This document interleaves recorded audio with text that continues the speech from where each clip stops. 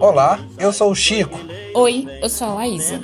E eu sou a Irene do Planalto. E nos juntamos para realizar a leitura do TCC do Chico, Se o Grileiro Vem, Pedra Vai, e disponibilizarmos em formato de podcast. Boa escuta!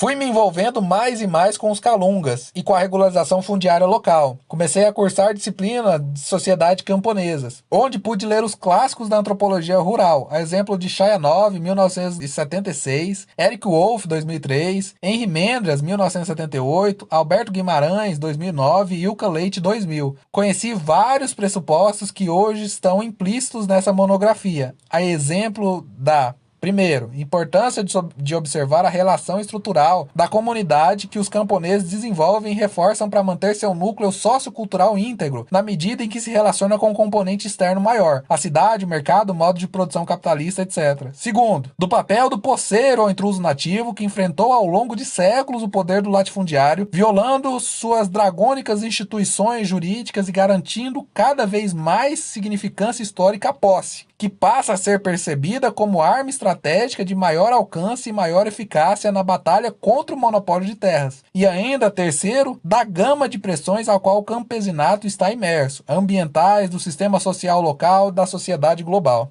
Ao mesmo tempo, minha atuação em campo gerava produtos acadêmicos. Passei a publicar em revistas científicas e participar de congressos, sendo apresentado a autores importantes da área, a exemplo do professor Girolamo Treccani e Rogério Devisati, e recebendo mais e mais indicações de leitura, como Matei Nader, 2013, e James Houston, 2013, contribuindo para reforçar a tese de que a grilagem é a expressão jurídica de um sistema fundiário excludente. Toda essa mescla compõe direta ou indiretamente essa monografia. A análise vertical da grilagem nasce dessa mistura, primando pelo pragmatismo a teoria. Em resumo, a antropologia nos possibilita analisar esse processo verticalmente, observando para além dos documentos o que está sob e sobre a terra. Depois de realizar uma substantiva análise bibliográfica, percebi que o que se repetia nos processos de grilagem era a atuação conjunta de diferentes autores, formando uma rede que Mota, 2001-2005, chamou de Rede de Solidariedade de Suborno, congregando grupos econômicos, testa de ferro, servidores, aliados, bate-paus, etc.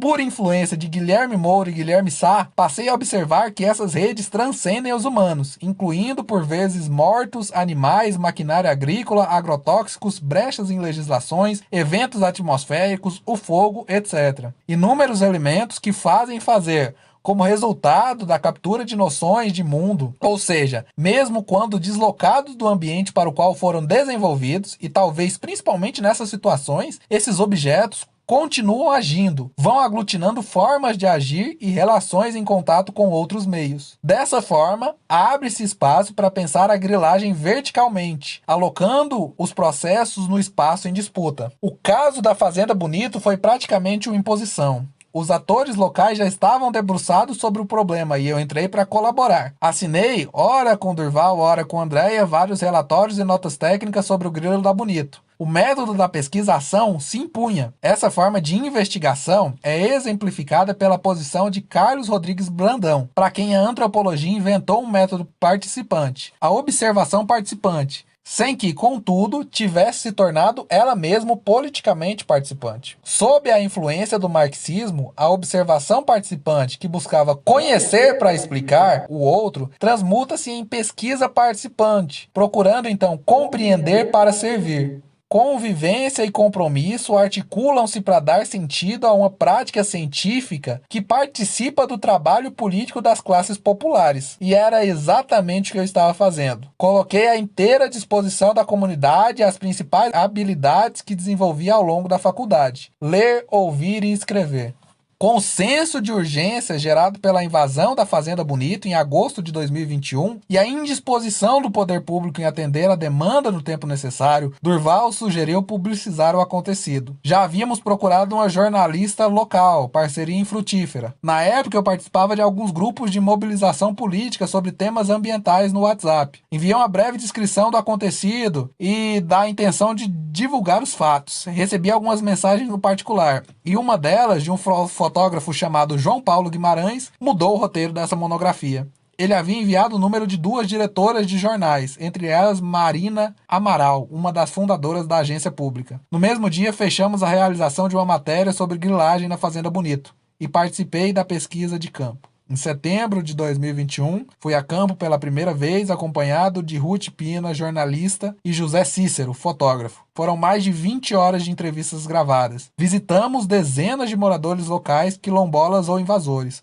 Fomos aos cartórios e ao fórum da comarca, além de conversar com representantes do INCRA e do Ministério Público Federal. Expomos um dos maiores esquemas de grilagem do estado, alvo dessa monografia, o Grilo da Bonito. Como disse Brandão, compreender para servir. Voltei ao território entre outubro e novembro de 2021, agora acompanhado de Durval, para, a serviço da AQK, mapear a ocupação da área que corresponde à Fazenda Bonito, estudo que gerou algumas dezenas de entrevistas e um dos relatórios em anexo. Também exerci um pouco de pesquisa em arquivos históricos, buscando registros oficiais do que foi narrado pelos moradores em documentos dos séculos 19 e 20, na paróquia de Cavalcante e no Arquivo Histórico Estadual de Goiás. Importante destacar que não fosse a cooperação dos quilombolas, nada disso seria possível. Eles nos receberam em suas casas, nos guiaram pelo território, forneceram água e alimento. Concederam entrevistas, apresentaram ampla documentação. Esse é o motivo dessa monografia ser disponibilizada também em áudio, pois não são todos os moradores locais que dominam a habilidade da leitura.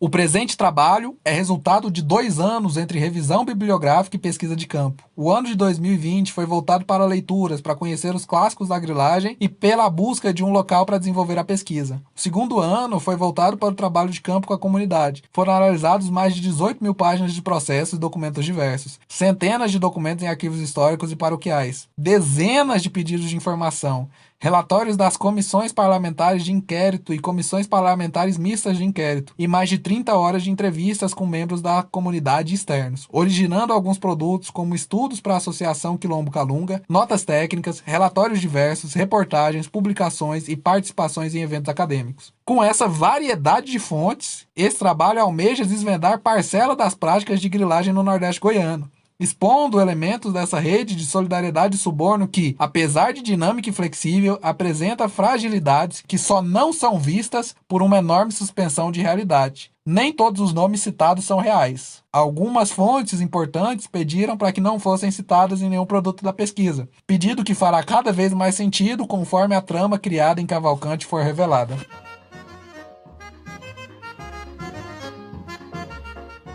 Momento Pedrada das ouvintes.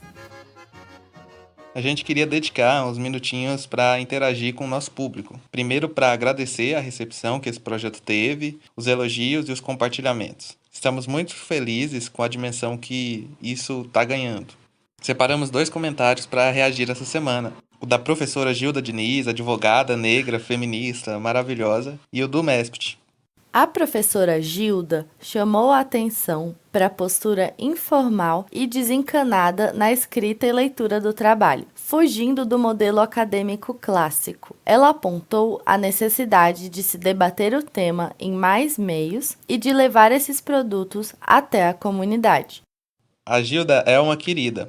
Só uma rápida contextualização. Ela foi uma das avaliadoras na qualificação desse texto.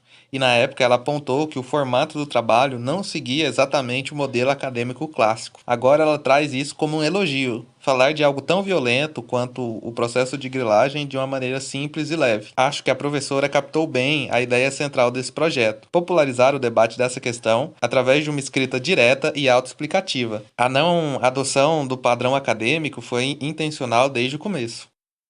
Nós também recebemos um comentário maravilhoso do Mestrado Profissional em Sustentabilidade a Povos e Territórios Tradicionais, o MESPT. A página deles repostou a nossa divulgação do Instagram e escreveu assim: divulgamos aqui um trabalho bonito, competente e engajado, que dialoga com a dissertação do egresso do MESPT, Lourivaldo Souza, e estabelece interlocução com outros intelectuais da graduação e pós-graduação da UNB. O nosso coração mespitiano fica aquecido ao ver essa intelectualidade insurgente calunga sendo reconhecida por aliados comprometidos. E de quebra, destacamos ainda a ideia de fazer circular os trabalhos de conclusão de curso, para além dos muros mais restritos da academia. Sem dúvida, um podcast com a qualidade estética e de conteúdo que aqui se apresenta é uma ótima forma de convidar ao debate sobre um tema tão urgente como a grilagem de terras no Brasil. Assim, popularizamos conhecimentos e fortalecemos resistências. Vida longa à iniciativa e que a ideia inspire muitos outros trabalhos. Me parece que o MESPT aponta para algo muito importante do nosso trabalho enquanto pesquisadores. Somos aliados, aliadas e não portadores da palavra, como muitas ciências, com destaque para a antropologia, defenderam um dia. O texto não é especificamente sobre os calungas, pois já existem pesquisas dos próprios quilombolas nesse sentido. Muitas, inclusive, desenvolvidas no próprio MESPT. É um trabalho sobre um processo específico que aflige várias comunidades por todo o país com diversos pontos em comum. Deste morro ninguém sai, ao grileiro nós vamos resistir, todo o povo daqui vai descer e uma ordem geral vai partir, que é botar o grileiro pra correr, oi grileiro. Mas então é isso, gente. Reajam, comentem, mandem dúvidas sobre o texto, o podcast, a identidade visual, o grupo, etc. E a gente vai estar reagindo a isso no finalzinho dos episódios. Esse foi mais um episódio do podcast Se o Grileiro Vem, Pedra Vai, onde realizamos a leitura da minha monografia, apresentada ao Departamento de Antropologia da Universidade de Brasília. Na descrição desse episódio estão disponíveis as referências teóricas citadas, a monografia do Chico completa e o endereço das nossas redes sociais. Texto: Chico Souza. Vozes: Laísa Fernanda Alves da Silva, Irene do Planalto Chemin e Chico Souza. Consultoria de podcast: Irene do Planalto Chemin. Edição e montagem do som: Irene do Planalto Chemin. Fotos: Durval Mota e Chico Souza. Identidade visual: Alex Nogueira. Divulgação e mídias sociais: Laísa Fernanda Alves da Silva. A música tema é Grileiro Vem, Pedra Vai, do Centro de Cultura Popular. Deste morro ninguém sai, de cima deste morro ninguém sai, de cima deste morro.